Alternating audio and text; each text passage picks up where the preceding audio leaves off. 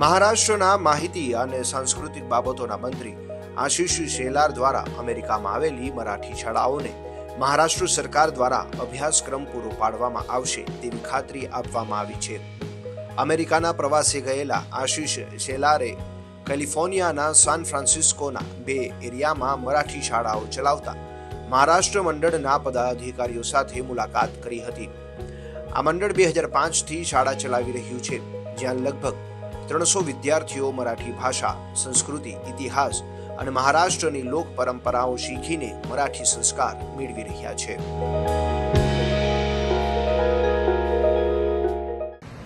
सगळ्यात प्रथम तर समस्त महाराष्ट्रातील मराठी नागरिकांना मला जसा अभिमानाचा हा क्षण आहे तसं तुम्हा सगळ्यांना सुद्धा आनंदाचा हा प्रसंग माझ्या आयुष्यातला आहे। या ठिकाणी तामणकरजी, तिलकजी, करंजकरजी आणि त्यांचे सहकारी हे सर्वजण मला या ठिकाणी सॅन फ्रान्सिस्कोला भेटले आहेत।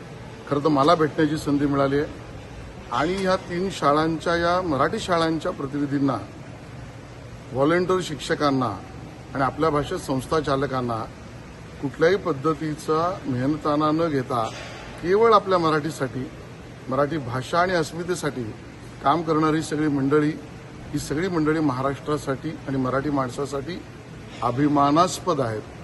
कोणी भाड्यावर शाळा चालवत आहे, कोणी गॅरेजमध्ये चालवत आहे। केवळ बे एरियामध्ये म्हटलं तर 300 मराठी शाळेत शिकणारे विद्यार्थी आहेत। काही शाळेमध्ये त्या ठिकाणी वेटिंग लिस्ट सुद्धा आहे आणि पूर्ण त्या ठिकाणी अमेरिकेत संगीत बघितलं तर 50च्या वर शाळा या मराठी शाळा म्हणून चालत आहेत विविध नावाने। आणि म्हणून महाराष्ट्र शासनाच्या वतीने माझा हा प्रयत्न राहील माननीय मुख्यमंत्री देवेंद्रजींशी, संबंधित शिक्षण मंत्र्यांशी, की या प्रत्येक जिल्हा म्हणजे डिस्ट्रिक्टमध्ये असलेल्या त्यांच्या व्यवस्थेतल्या काउंटीमध्ये यांना मराठी शाळा शिकवण्यासाठीचा लागणारा अभ्यासक्रम, सिलेबस याच्याबद्दलचं रेकमेंडेशन मिळावं, ती व्यवस्था महाराष्ट्र शासनाने करावी।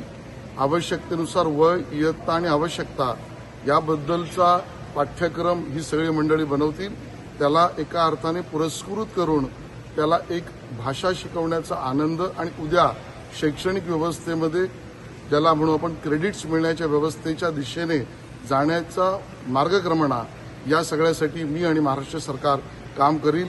तुमच्या सगळ्यांचं मी मनापासून धन्यवाद देतो आणि छत्रपती शिवाजी महाराजांच्या आशीर्वादाने मिळालेला आपल्याला या भूमीतला पराक्रम जगभरात वर्ल्ड युनेस्कोने गेला, आता आपल्या मराठी शाळेच्या अभ्यासक्रमाने सुद्धा घेऊन जाऊया। धन्यवाद।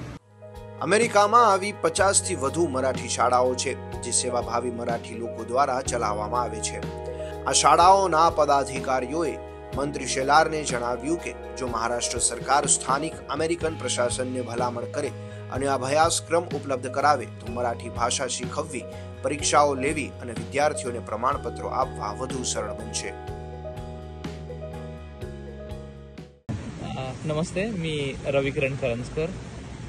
मी आणि बाळू आम्ही आपली मराठी शाळा उपक्रम सुरू केला आहे आणि बेसिकली याचं कारण असं होतं की बऱ्याच वेळेला आमची स्वतःची मुलं आमच्या पालकांशी बोलू नाही शकायची आणि बऱ्याच पॅरेंट्सचा पण हा प्रश्न होता। तर त्यामुळं आम्हाला स्वतःला असं वाटलं की हे कनेक्शन कुठेतरी टिकायला हवं आणि त्या उद्देशातून आम्ही ही शाळा 2-3 वर्षापूर्वी सुरू केली।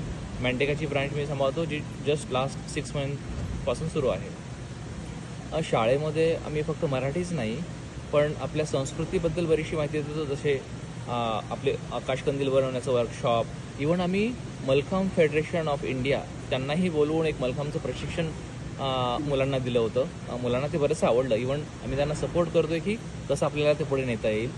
त्याचबरोबर आम्ही मुलांना फक्त मराठी नाही पण त्यांना ग्लोबल सिटिझन बनण्यासाठी वेगवेगळ्या कॉम्पिटिशन्समध्ये इन्व्हॉल्व करतो थ्रू आवर मराठी शाळा।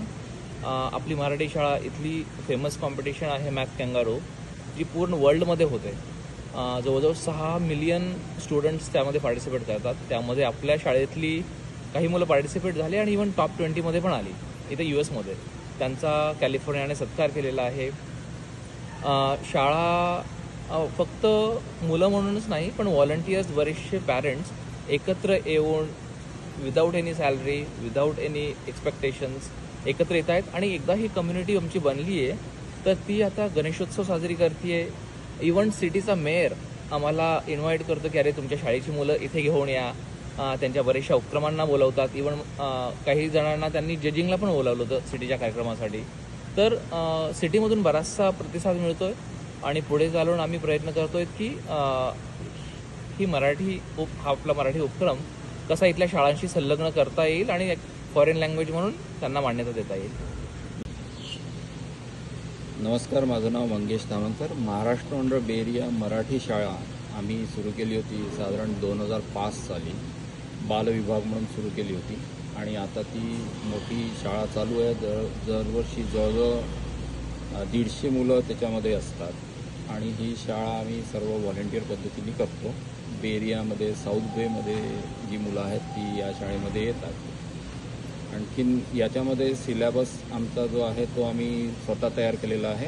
आम्ही परीक्षा पण घेतो, सर्टिफिकेट्सही देतो आमच्या शाळेचे. नंतर विविध कल्चरल प्रोग्राम्स जे आहेत, महाराष्ट्रीयन कल्चर म्हणता येईल त्याला, गणेशोत्सव, संस्कृत, दिवाळी वगैरे असे मुलांना आम्ही शिकवतो.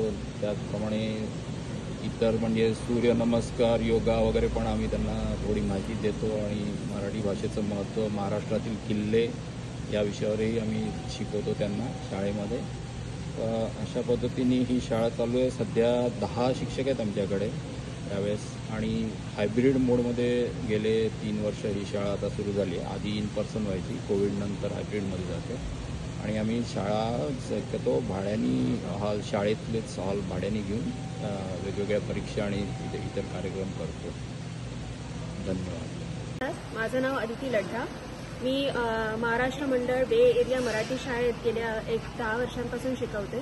शाळा शिकवताना आम्हाला खूप आनंद वाटतो, कारण की आपली संस्कृती, आपली भाषा इथल्या मुलांना, ज्यांना English as a first language फक्त कळते, त्यांना शिकवण्यासाठी त्यांना जे आम्ही शिकवतोय त्यात आम्हाला खूप आनंद वाटतो. મંત્રી શેલારે મહારાષ્ટ્ર મંડળને ખાતરી આપી કે તેઓ આ બાબતે મુખ્યમંત્રી દેવેન્દ્ર ફડણવીસને અને રાજ્યના શાળા શિક્ષણ મંત્રી દાદા ભૂસે સાથે ચર્ચા કરીને જરૂરી સહયોગ, ભલામણ અને અભ્યાસક્રમ પૂરો પાડવામાં આવશે.